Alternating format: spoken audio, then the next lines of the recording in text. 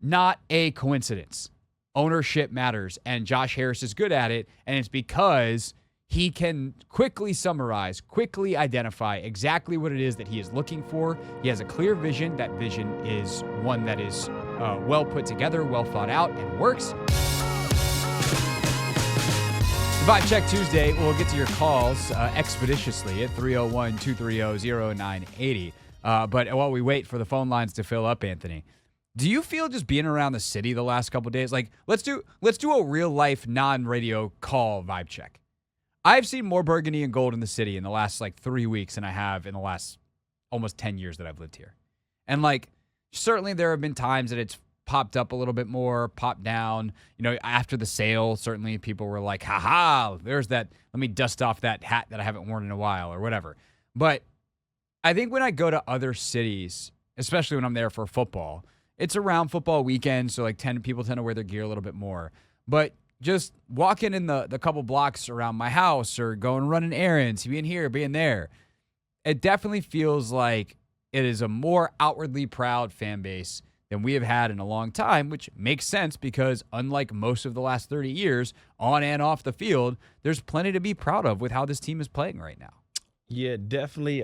There's been a lot of fans coming out of the woodworks, and not to say, they're bandwagon hopping, but I think to the point you just made where there's finally something to, be proud of, the results that are on the field kind of thing. And yeah, everywhere I've gone, I've been seeing more and more Commander sweaters. I've been seeing hats. I've been seeing Jaden Daniel jersey. My dad is even, pulling out his old Santana Moss jersey.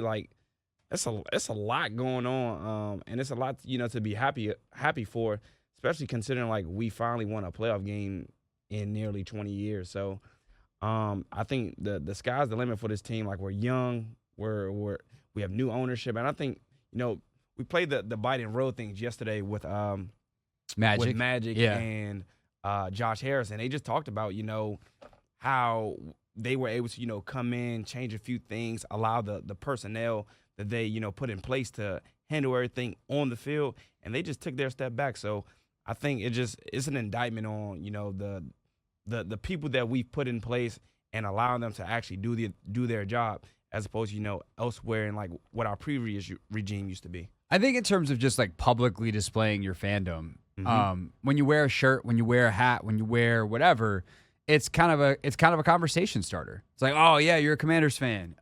You're this, you're that. Why you're an Eagles fan? Why are you wearing that in DC? There's all kinds of conversations that can get started around sports just by simple, what people are wearing. And I think over the last bunch of years, why would you want to start that conversation? It's not that you didn't root for your team and follow along and follow your favorite reporters on social media, follow your players on social media, listen to shows like this that you didn't watch on Sundays. Maybe you wore your gear on Sundays because it was game day. But by the time Monday rolled around, you sure didn't want to have that conversation because of what happened on Sunday.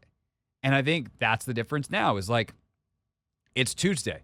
Let me find my burgundy and gold because I want to talk about the Commanders all the time, every single day. And I think that's when fandom can be at its best, when it's fun, it's joyous, it's a shared experience. That's what makes sports great. It brings people together. And I think the vibe in the city around this team is excellent. And I'm just really excited to see it continue to go. And what I'm hopeful too is that if this ride does come to an end without a Lombardi trophy, which the overwhelming odds would tell you that that's going to be the case if we're being realistic, maybe it happens this weekend, maybe it doesn't, maybe it happens next weekend, maybe it happens with a crushing Super Bowl loss. But ultimately, people will, I think, have enough good memories stacked to look back fondly at the 2024 season and be really proud of it. And by the way, just in case anyone missed Real Things yesterday and hasn't seen this going around social media, here is that bite that Anthony talked about with Magic Johnson and Josh Harris outside the locker room in Tampa Sunday night. This man right here. No, this is serious. You said, what does it take? New vision, new owner with a strategy, picking the right people. First, our coach, Coach Quinn, Adam Peters, and then we all step out the way and let them do their job. Talent, culture, and people, man. There it is. Talent, culture, and people. So that's it. Don't make this about us. It's about those guys. Yeah, well, Matt, did you envision it happening this fast, 2 years? Quarterback. How could you? Got to get a quarterback. We'll see you guys in Detroit. It's gonna be cool. Make it about those guys. And then I love the thing that you pointed out yesterday and that I was listening for today. Josh Harris at the very end going, it's going to be cold. Yeah. But I love Josh in the background. Like Magic's saying some pretty important stuff there, obviously. But I listened to, I've mentioned this a couple times because we've talked about the various job openings around the NFL and some of the differences and why a guy like Cliff might want to stay here versus go somewhere else. And listening to someone like Shad Khan and the Jags owner give his press conference and being asked about like winning and these different things and what's it going to take. And he's just like, you just got to win. And like, there's no plan. There's no execution. There's nothing to execute. It's just like vibes, bro. It's saying like, we're going to win. We're going to figure it out. We have a good roster. We want to, and like all those things matter. But Josh Harris literally has a 3-point plan. Talent, culture, people. That simple. That organized. And if he has that, that means when he's hiring, he knows what to look for. Okay, talent, culture, people. Do we have people with the right talent? Are those people going to be a part of our culture? And like, do we invest in them as people so that we maximize them? So that we don't have someone who is talented that because of the culture and because we don't look at them as a whole person and we don't figure out how to maximize them, that we're only getting 50% of what they can give us from a talent standpoint. And I think that really explains a lot of his success across sports. I mean, all his teams are good. Do you think that's a coincidence? I know the Sixers have been up and down, and maybe they haven't reached the height that Sixers fans would want. And the Devils haven't won a Stanley Cup yet. But, like, the Devils, when he took them over, were bad. And I'm not a huge hockey guy, but I'm pretty sure they're pretty good and have been for the last couple of years. They've been on the up and up. Let's see. ESPN.com/NHL/standings. Where are the New Jersey Devils this year?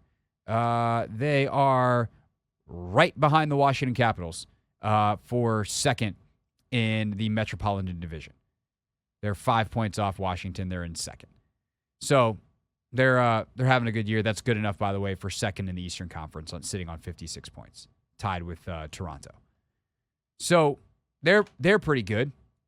The Sixers, they've had some issues with some injuries and some other things, but like they're that Kawhi Leonard shot away from an NBA Finals appearance probably.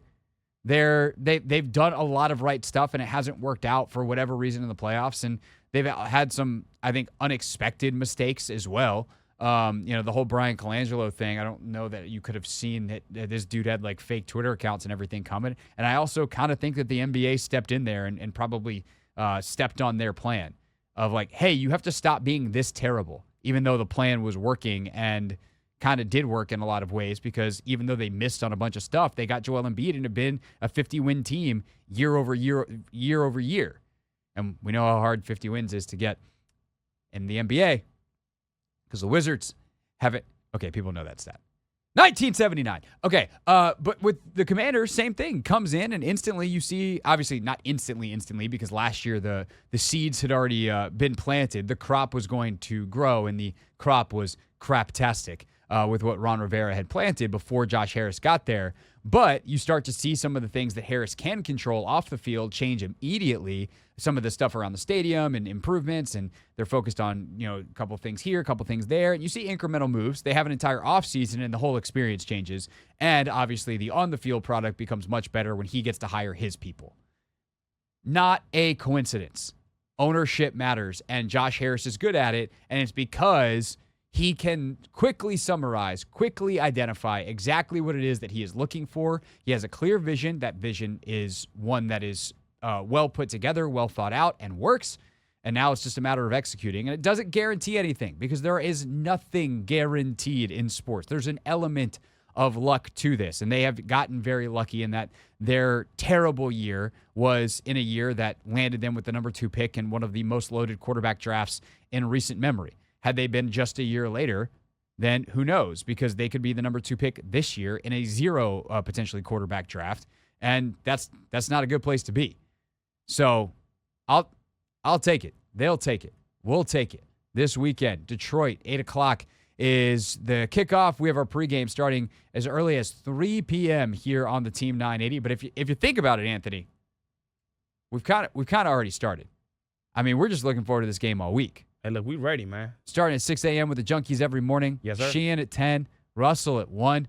We're starting at 4, and we're just rolling on through this playoff game Saturday night in Detroit.